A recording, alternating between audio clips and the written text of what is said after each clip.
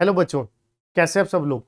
मेरा नाम है सीए संदीप अरोड़ा और आज मैं आपको स्टार्ट करने जा रहा हूँ सीए फाउंडेशन का paper number 1 principles and practice of accounting. जैसे कि आपको पता है हमारी जो सीए फाउंडेशन में कुल मिला के 4 सब्जेक्ट हैं। ठीक है जी, कुल मिला के 4 सब्जेक्ट हैं। उसमें पहला नंबर पेपर जो है principal and practice of accounting है, जो मैं आपको आज स्टार्ट करने जा रहा हूँ, जो पूरा 100% सब्जेक्टिव है। राइट, 100% सब्जेक्टिव है। इसमें मैं आपको सबसे पहले आपको बता दूं, जो हमारा पूरा 100 नंबर का जो पेपर है, कुल मिला के इसमें हमें क्वेश्चन आते हैं 6। कुल मिला के पेपर में हमें 6 क्वेश्चंस आते हैं 20 मार्क्स के। और जो पहला क्वेश्चन होता है, पहला क्वेश्चन जो पेपर में हमें आता है 20 मार्क्स का आता है। 20 मार्क्स का क्वेश्चन आता है, उसमें कुछ क्वेश्चन हमें जो ट्रू फॉल्स वाले आते हैं, ट्रू फॉल्स विद रीजन वाले आते हैं। और मतलब 20 मार्क्स के क्वेश्चन में आप कह सकते हो 10 से 12 नंबर का, 14 नंबर का जो हमें क्वेश्चन होता है वो ट्रू फॉल्स विद रीजन होता है। ठीक है, और कुछ हमें एक आधा क्वेश्चन थ्योरी का आ जाता है 3 नंबर का, 4 नंबर का, 5 नंबर का, और एक आधा क्वेश्चन 4 या 5 नंबर का कई बार आप देख सकोगे आपको वो किस चीज़ का आ जाता है, प्रैक्टिकल आ जाता है। राइट, जैसे कि अगर मैं लेटेस्ट एग्जाम जो अभी तक हमारे हुए हैं, ठीक है, लेटेस्ट एग्जाम की अगर मैं बात करूं अभी की, हमारा जो दिसंबर में एग्जाम हुआ था, दिसंबर 20 में एग्जाम जो हुआ था, उसमें 12 नंबर के, उसमें 12 नंबर के आपके जो क्वेश्चन आए थे, 12 नंबर का जो पहला जो 20 मार्क्स का क्वेश्चन था, उसमें से 12 नंबर के जो क्वेश्चन आए थे वो 2-2 नंबर के कितने क्वेश्चन आए थे, 6 आए थे। राइट, 12 नंबर के मतलब आपके ट्रू फॉल्स विद रीजन वाले आए थे, और एक क्वेश्चन आया था आपका थ्योरी का 4 नंबर का, और एक 4 नंबर का प्रैक्टिकल क्वेश्चन था। ठीक है, इस तरीके से 20 मार्क्स का क्वेश्चन आपका पूरा का पूरा कंप्लीट हुआ था। पहले वाला जो कंपलसरी होता है, जिसमें कोई चॉइस नहीं होती। ठीक है, अब 100 में से 20 नंबर का पेपर तो इस तरीके से था। बाकी जो 80 नंबर का बचा, 80 नंबर के आपको 20-20 नंबर के 5 क्वेश्चन आए, 5 में से आपको 4 करने होते हैं बच्चों। और वो कोई 10 नंबर का, मतलब 20 मार्क्स का जो एक क्वेश्चन होता है, तो उसमें वो डिफरेंट डिफरेंट पार्ट्स में भी बटे हुए हो सकते हैं। कोई 10 का, कोई 6 का, कोई 4 का, या 10 5 5 इस तरीके से बटा हुआ होता है।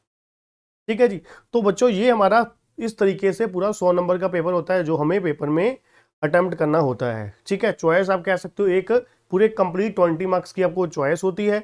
कई बार क्या है, उसमें जब क्वेश्चन के अंदर ए और बी दोनों में से चॉइस हो जाती है, चॉइस के साथ चॉइस हो जाती है। ठीक है, तो मतलब क्या है, आपको इस तरीके से 100 नंबर का पेपर एग्जाम में सीए फाउंडेशन का जो पेपर नंबर 1 अकाउंटिंग है, आपका principal and practice of accounting है, उस तरीके से देखने को मिलता है।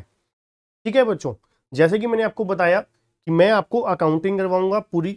ठीक है, तो सबसे पहले हम लोग करेंगे किस तरीके से, आपको मैं सबसे पहले कुछ थ्योरी के जो अकाउंट्स के कॉन्सेप्ट होते हैं वो आपके साथ डिस्कस करूंगा पहले, क्योंकि हो सकता है आपने +1 में +2 में अच्छे से ना किए हों, तो इसलिए मैं अज्यूम करके चलूंगा कि आप लोगों ने नहीं अच्छे से किया हुआ। मैं एक एक चीज आपको जो करवाने वाली बनती है, चाहे वो आप कॉमर्स स्टूडेंट से हो, कॉमर्स टीम से हो, चाहे नॉन कॉमर्स टीम से हो, इस तरीके से आपको करवाऊंगा कि आपको A to Z बेसिक से लेकर, जीरो से लेकर, आपको धीरे धीरे धीरे धीरे आपका कॉन्सेप्ट बिल्टअप होता जाए, और आगे आगे हम चैप्टर की तरफ बढ़ते जाएंगे, अपने जो मेन चैप्टर्स हैं आगे बढ़ते जाएंगे। ठीक है जी, तो साथ देते जाइएगा अच्छे से। ठीक है, पढ़ते जाइएगा, समझते जाइएगा, अंडरस्टैंडिंग बहुत जरूरी है यहाँ पर। ठीक है, यहाँ पर आप मार्क्स के पॉइंट ऑफ व्यू मत चलिएगा कि किस तरीके से पेपर में मार्क्स का आता है, कितने मार्क्स का ज़्यादा कोई चैप्टर है। तो शुरू में हमें कोई भी सब्जेक्ट करते वक्त बच्चों ये नहीं सोचना चाहिए कि ये एग्जाम में कितने मार्क्स का आएगा, कितना इंपॉर्टेंट है, कितना नहीं है। शुरू में हमारा जो मेन पर्पस होना चाहिए वो होना चाहिए हमारा जो कॉन्सेप्ट क्लैरिटी है। राइट, जो एक सब्जेक्ट है, उस सब्जेक्ट के लिए हमें जो बेसिक्स चीजें बहुत जरूरी होती हैं, जो उनके ऊपर पहले आपका ध्यान होना चाहिए, चाहे कोई भी सब्जेक्ट हम लोग कर रहे हैं। ठीक है, तो सबसे पहले हम लोग आज आज शुरू करेंगे जो पहला चैप्टर है अकाउंटिंग थ्योरी का। ठीक है, तो उसके साथ शुरू करेंगे। तो चलिए, सबसे पहले मैं आपको पढ़ाऊंगा कि मीनिंग ऑफ अकाउंटिंग, अकाउंटिंग का मीनिंग क्या होता है जी। अब देखिए, कहते the committee on terminology set up by American Institute of Certified Public Accountant formulated the following definition of accounting in 1961। ठीक है जी, जो अमेरिकन इंस्टीट्यूट है सर्टिफाइड पब्लिक अकाउंटेंट की, उन्होंने फॉर्मुलेट करी है डेफिनेशन अकाउंटिंग की, कब, 1961 में। ठीक है जी, 1961 में अकाउंटिंग की डेफिनेशन फॉर्मुलेट करी। कहते हैं अकाउंटिंग क्या है? अकाउंटिंग एक आर्ट है रिकॉर्डिंग का, क्लासिफाइंग का और summarising in a significant manner and in term of money transaction and events which are in part at least of a financial character and interpreting the result thereof. मतलब क्या है, एक एक करके आपको अच्छे से एक्सप्लेन करता हूं। सबसे पहले अगर हम बात करें कि अकाउंटिंग क्या है, अकाउंटिंग क्या है? एक आर्ट है। एक आर्ट है किस चीज का? रिकॉर्डिंग, क्लासिफाइंग और समराइजिंग। अब देखिए, जब हम अकाउंटिंग में आप लोगों ने +1 से जितना भी मान लीजिए पढ़ा, चाहे आपने नहीं पढ़ा, तो मान लो बिजनेस एंटिटी की हम लोग अकाउंटिंग करते हैं। एक बिजनेस एंटिटी की जो अकाउंटिंग करते हैं उसमें हम सबसे पहले जो ट्रांजैक्शंस और जो इवेंट्स होते हैं, बिजनेस में जो भी ट्रांजैक्शंस हो रही हैं, सेल हो रही है, परचेज हो रही है, सैलरी पे की जा रही है, वेजेस पे किए जा रहे हैं, रेंट पे किया जा रहा है, बहुत सारी जो ट्रांजैक्शंस और इवेंट्स अक्कर हो रहे हैं, उन ट्रांजैक्शंस और इवेंट्स को हम लोग क्या करते हैं? नंबर 1 रिकॉर्ड करते हैं, फिर उनको हम क्लासीफाई करते हैं, फिर लास्ट में हम लोग क्या कर देते हैं? उसे समराइज कर देते हैं। सम अप करके उसको ओवरऑल डेटर का नाम दे दिया जाता है, क्रेडिटर का नाम दे दिया जाता है, फिक्स एसेट का नाम दे दिया जाता है, करंट एसेट का नाम दे दिया जाता है। ठीक है ना? उसको हम क्या करते हैं? समराइज कर देते हैं। किस तरीके से? सिग्निफिकेंट मैनर में। ठीक है। और इन टर्म ऑफ मनी में, अब आपको पता है कोई भी ट्रांसैक्शन, आगे जाके हम कॉन्सेप्ट्स पढ़ेंगे, जब हम अकाउंटिंग कॉन्सेप्ट्स पढ़ेंगे उसमें साफ साफ बताया जाएगा कि जो चीजें मनी में मेजर हो सकती हैं वही हम लोग बुक्स में रिकॉर्ड करते हैं, अकाउंटेड फॉर करते हैं। ठीक है ना? और ट्रांजैक्शंस और इवेंट जो क्या है? एटलीस्ट ऑफ फाइनेंशियल करेक्टर के हैं, जो फाइनेंशियल करेक्टर के मतलब जिनकी कुछ मॉनेटरी वैल्यू है, जिसका कुछ मॉनेटरी कंसिडरेशन है, वही रिकॉर्ड होंगे। ठीक है। और इंटरप्रिटेशन करेंगे रिजल्ट का। ठीक है जी। कहते इस डेफिनेशन के अकॉर्डिंग अगर आप बात करो, accounting is simply an art of record keeping. ठीक है ना? अकाउंटिंग क्या है? एक आर्ट है रिकॉर्ड कीपिंग। अगर इस डेफिनेशन की बात करें जो institute of Certified Public accountant द्वारा फॉर्मुलेट की गई है। ठीक है जी। अगर इसको आप बिल्कुल सम अप करके देखने की कोशिश करो, जो अकाउंटिंग की डेफिनेशन है, कहते हैं नंबर 1 द प्रोसेस। अकाउंटिंग क्या है? Process of accounting step start by first identifying the events and transaction which are of financial character and then recorded in the books of account. ठीक है जी। सबसे पहले कहते हैं जो प्रोसेस है अकाउंटिंग का, स्टार्ट किस तरीके से होता है? हम आइडेंटिफाई करते हैं इवेंट्स और ट्रांजैक्शन को, हम आइडेंटिफाई करते हैं इवेंट्स और ट्रांजैक्शन को जो क्या है? Which are of financial character. ठीक है जी। Which are of financial character and then recorded in the books of account. मतलब क्या है? जो मॉनेटरी कंसिडरेशन में, मॉनेटरी वैल्यू में जिसमें मेजर किया जा सकता है, वही ट्रांजैक्शन को, वही इवेंट्स को हम लोग रिकॉर्ड करते हैं। पहले हम देखते हैं कि कौन कौन सी ट्रांजैक्शंस और इवेंट्स हैं जो मनी में मेजर की जा सकती हैं। उसको हम फिर जब आइडेंटिफाई हो जाता है देन हम उसको क्या कर देते हैं? रिकॉर्ड कर देते हैं। ठीक है जी। नंबर 2, जब सभी ट्रांजैक्शन और इवेंट रिकॉर्ड कर दिए जाते हैं फिर उनको क्या कर दिया जाता है? सेकेंडरी बुक में, सेकेंडरी बुक में ट्रांसफर कर दिया जाता है। मतलब लेजर में, पर्टिकुलर अकाउंट में, Ram, Shyam, Mohan, furniture, land, building, अलग अलग अकाउंट में ट्रांसफर कर दिया जाता है। ठीक।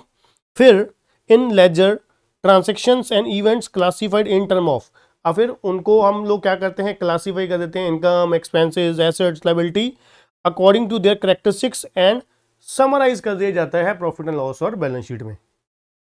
ठीक है जी। इस तरीके से हम लोग क्या है? ओवरऑल अकाउंटिंग करते हैं। ठीक। अब आगे अगर बात करें, कहते essentially the transactions and events are to be measured in term of money. Measurement in term of money means measuring at the ruling currency of the country. कहते देखिए, अगर आप इंडिया की बात कर रहे हो तो इंडियन जो करेंसी है वो रूपी है, तो सभी ट्रांजैक्शंस को हम लोग रिकॉर्ड करेंगे रूपी में। ठीक है ना? क्योंकि हमारी जो रूलिंग करेंसी है वो तो मनी है और रूपी है। ठीक है। तो सभी ट्रांजैक्शन को जो रूपी में मेजर की जा सकती हैं उसको हम क्या करेंगे? कन्वर्ट करके रूपी में रिकॉर्ड करेंगे। ठीक। कहते the transaction event must have at least in part financial characteristics. कहते जरूरी नहीं है पूरा मॉनेटरी वैल्यू होनी चाहिए। फाइनेंशियल करेक्टर पार्ट भी चलेगा, पार्ट भी चलेगा। मतलब क्या है, आपने कोई ट्रांजैक्शन करी है, कोई सेल परचेज करी है, कुछ पार्ट आपने क्या है फाइनेंशियल करेक्टर है उसमें ट्रांजैक्शन में, और कुछ फाइनेंशियल करेक्टर नहीं भी है, पार्ट नहीं भी है, तो वो चलेगा। ठीक है, मतलब क्या है, आपने एक्सचेंज करी है, एक्सचेंज करी है, तो पार्टली क्या होनी चाहिए, फाइनेंशियल करेक्टर की जरूर होनी चाहिए। ठीक है जी। तो कहते हैं accounting also interpret the recorded, classified and summarise transaction and events. However, the above mentioned definition does not reflect the present day accounting function. आज के दिन में सिर्फ अकाउंटिंग में इतना नहीं होता, बहुत कुछ होता है, राइट। वो कैसे कहते हैं, जो डायमेंशन है आज की डेट में मच ब्रॉडर देन जो हमने ऊपर डेफिनेशन पढ़ी उससे काफ़ी आगे अकाउंटिंग पहुंच चुकी है।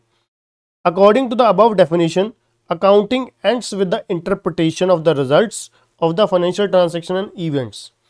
But in the modern world, कहते हैं आज की डेट में अगर ये वाली बात करें जो हमने ऊपरली डेफिनेशन पढ़ी उसमें अकाउंटिंग का क्या पढ़ा, अकाउंटिंग एंड हो रही है किसके साथ, accounting and with the interpretation of the results of the financial transaction and events.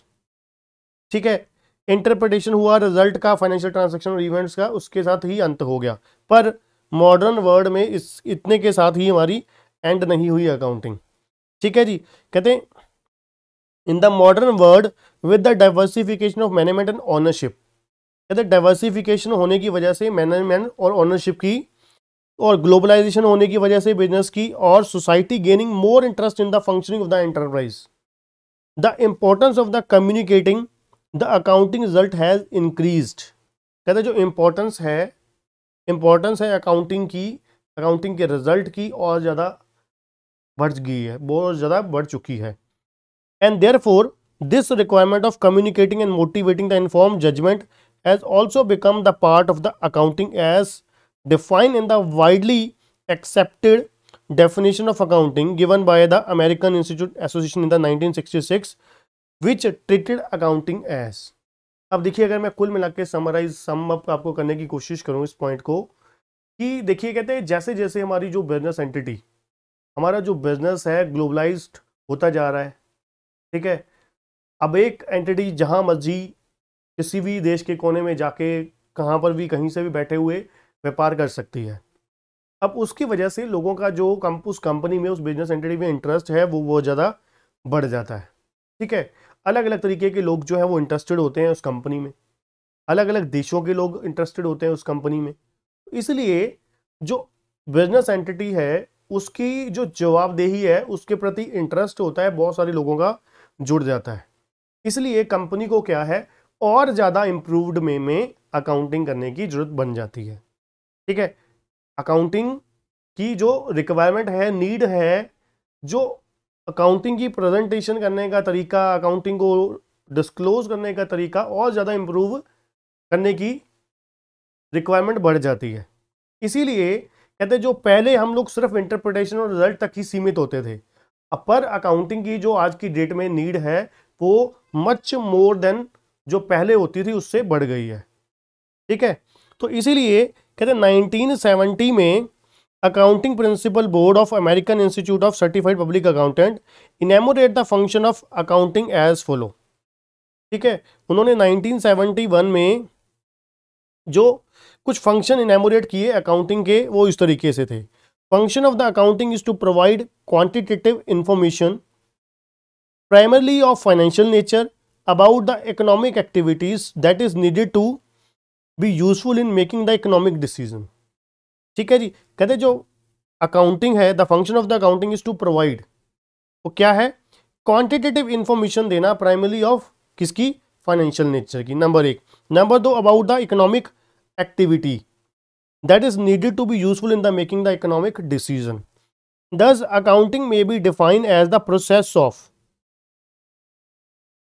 thus accounting may be defined as the process of recording, classifying, summarizing, analyzing and interpreting the financial transaction and communicating the result thereof to the person interested in such information।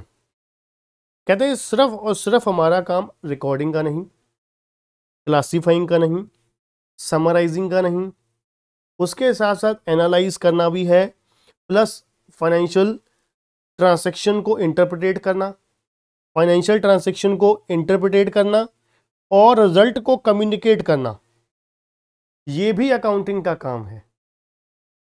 Result को क्या करना, communicate करना। किन लोगों तक communicate करना, उन लोगों तक कम्युनिकेट करना जो इस एंटिटी की अकाउंटिंग में इंटरेस्टेड हैं।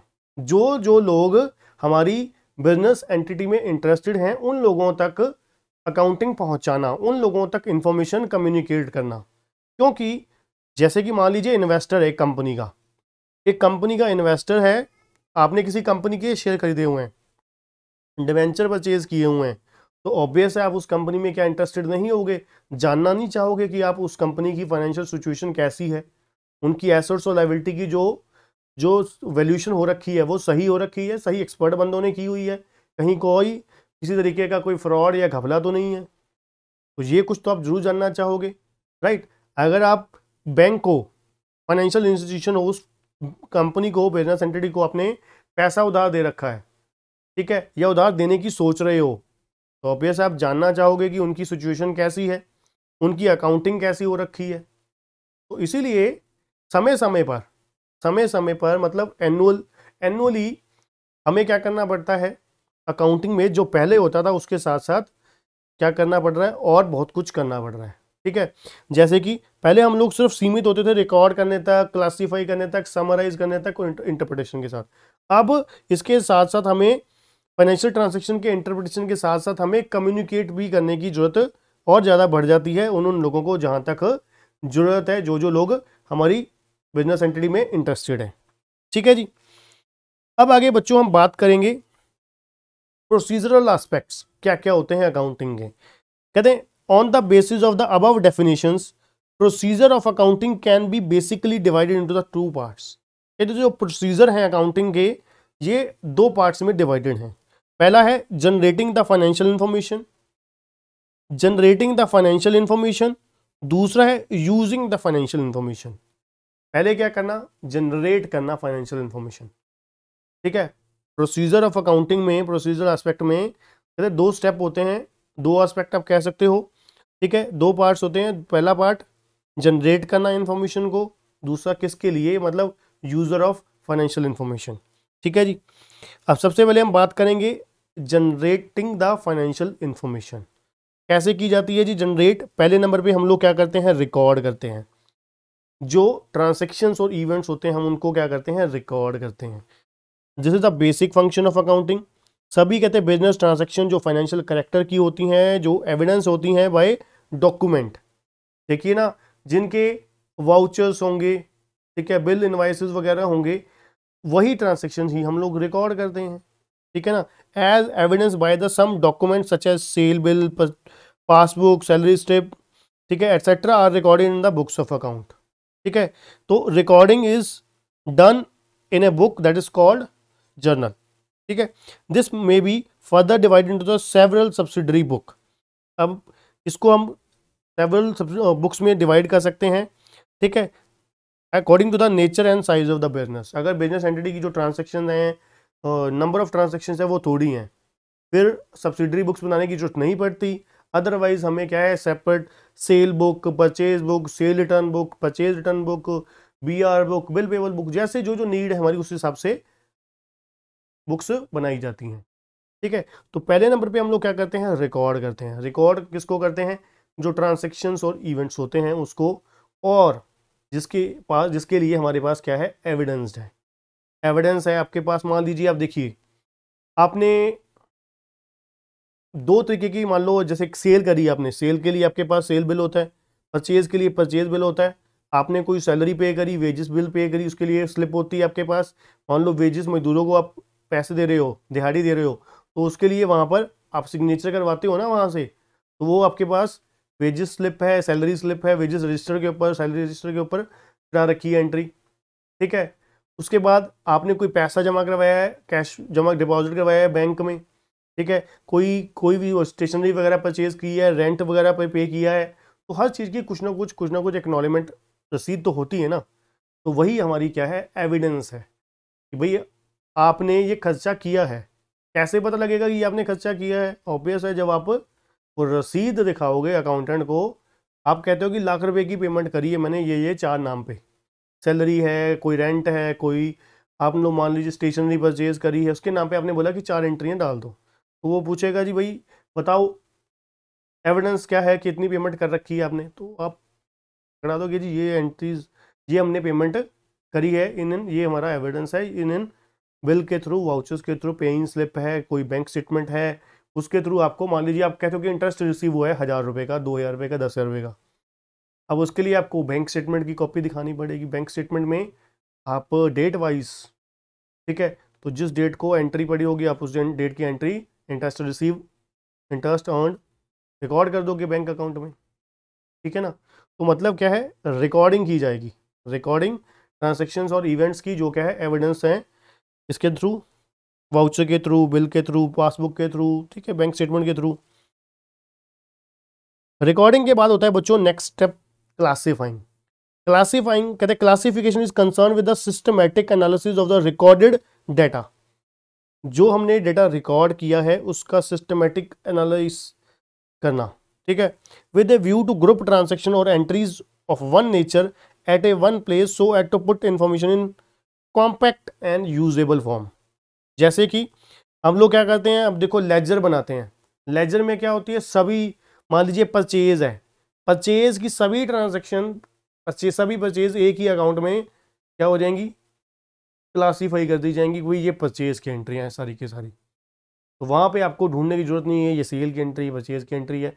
जनरल में जैसे आप क्या होता है, एक एक एंट्री रिकॉर्ड करते जाते हो, तो वहाँ पर आपको ढूंढना है कि परचेज की एंट्री कौन सी है, फर्नीचर परचेज की एंट्री कौन सी है, रेंट पे की एंट्री कौन सी है, वो अलग अलग, ठीक है ना। उसमें आप सिंगल क्रोनोलॉजिकल ऑर्डर में एंट्री डेट वाइज रिकॉर्ड कर देते हैं, टाइम वाइज रिकॉर्ड करते जाते हैं। फिर उसके बाद क्लासिफिकेशन हो जाती है। क्लासिफिकेशन कैसे हो जाती है, क्लासिफिकेशन लेजर के थ्रू हो जाती है। हम ट्रांसफर कर देते हैं, कोई रेंट की एंट्री है रेंट अकाउंट में चली जाएगी, परचेज की परचेज अकाउंट में चली जाएगी, फर्नीचर की फर्नीचर अकाउंट में चली जाएगी। दैट इज सिंपली क्लासिफाइड हो जाता है सिस्टमेटिकल मैनर में, जिसको क्या है हम बड़े आसानी से आइडेंटिफाई कर सकते हैं, ठीक है जी। फिर तीसरे नंबर पे समराइज। समराइज कहता है it is concern with the preparation and presentation of the classified data. कहते हैं इसमें हम लोग क्या करते हैं, ये कंसर्न करती है प्रिपरेशन, कंसर्न रखती है preparation and presentation of classified data in a manner useful to the internal as well as external user of the financial statement, ठीक है। This process leads to the preparation of the financial statement. अब यहां पर हम लोग क्या करते हैं समराइजिंग में, कहते हैं यहां पर हम लोग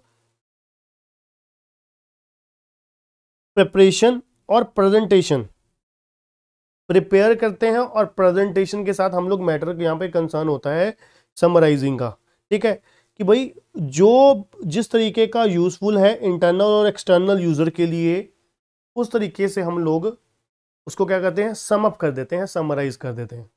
इंटरनल और एक्सटर्नल यूजर के लिए जो हमें इंफॉर्मेशन चाहिए उस तरीके से हम लोग उसको क्या कर देते हैं, समराइज कर देते हैं, ठीक है। This process leads to the preparation of the financial statement.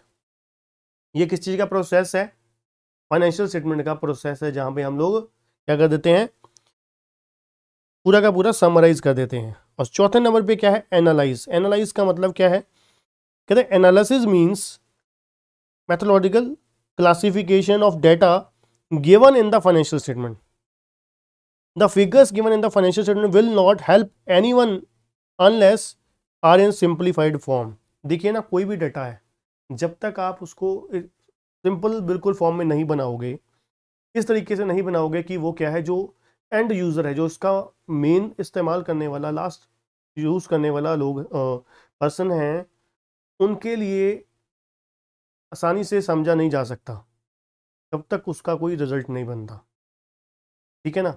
तब तक उस डेटा का कोई, उस इंफॉर्मेशन का कोई मतलब नहीं है, जब तक क्या है वो सामने वाले को, जिसके लिए आपने बनाया था, उसको ही अगर समझ नहीं आ रहा, उसको ही अगर पसंद नहीं आया, तो उसका बनाने का मतलब ही नहीं बना, उसका कोई सेंस ही नहीं निकला। इसलिए कहते हैं हमें इस तरीके से डेटा तैयार करना चाहिए, इंफॉर्मेशन तैयार करनी चाहिए, जो क्या है बिल्कुल आसान हो, सिंप्लीफाइड फॉर्म हो, ठीक है। All the, for example, all the item relating to the fixed asset are put at one place while all item relating to current asset are put at another place. जैसे कि आप लोग देखा होगा financial statement में, balance sheet में हम लोग फिक्स एसेट एक तरफ, करंट एसेट एक तरफ, ठीक है ना, फिर उसको फिक्स करंट एसेट के अंदर भी हम कैश अलग, बैंक बैलेंस अलग, स्टॉक अलग, डेटर अलग, बीआर अलग। तो वो किस लिए करते हैं कि भाई देखने वाला बड़ी आसानी से समझ जाए कि भाई हमारी सिचुएशन क्या है, हमारी एसेट लायबिलिटी किस तरीके से है। ठीक है जी। नेक्स्ट है इंटरप्रेटिंग। कहता है जी ये फाइनल फंक्शन है हमारे अकाउंटिंग का, जहां पर कहता है it is concern with explaining the meaning and significance of the relationship as established by the analysis of accounting data.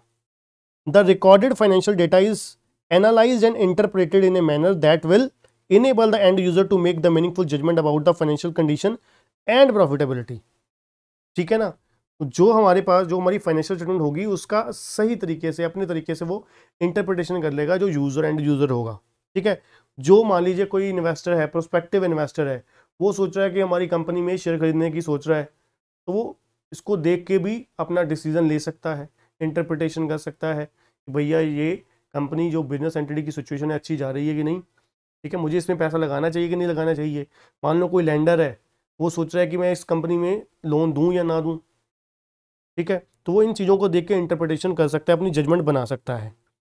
और लास्ट है कम्युनिकेट करना। कहता है it is concern with the transmission of. अब यहाँ पर हम लोग क्या करेंगे, यहाँ पर हम क्या करेंगे, कहते हैं ये कंसर्न है किसके साथ, ट्रांसमिशन के साथ, मतलब भेजने के साथ। Summarise, analyse and interpreted information to the end user. ठीक है ना, एंड यूजर को इंटरप्रेट करने के लिए हम लोग क्या है, कम्युनिकेट कर रहे हैं इन्फॉर्मेशन समराइज वे में, ठीक है, एनालाइज्ड वे में, ठीक है, और इंटरप्रेटेड इन्फॉर्मेशन के तौर पे, ठीक है, कि वो क्या है अपना रैशनल डिसीजन ले पाए, सही तरीके से उसका डिसीजन ले पाए। This is done through the preparation and distribution of financial accounting reports which includes the user P&L, balance sheet, ठीक है, उसमें रेशो वगैरह भी हो जाती हैं, ग्राफ हो जाते हैं, diagram, cash flow statement, fund flow statement, ये सब चीज़ें हो जाती हैं। ठीक है, जो क्या है इंफॉर्मेशन जो कंपनी की बिजनेस एंटिटी के साइज के हिसाब से बढ़ जाती हैं। ठीक है ना, तो वो अपने हिसाब से ही आगे क्या है बिजनेस एंटिटी जो क्या है यूजर ऑफ इंफॉर्मेशन को इंफॉर्मेशन प्रोवाइड करते हैं। ठीक है।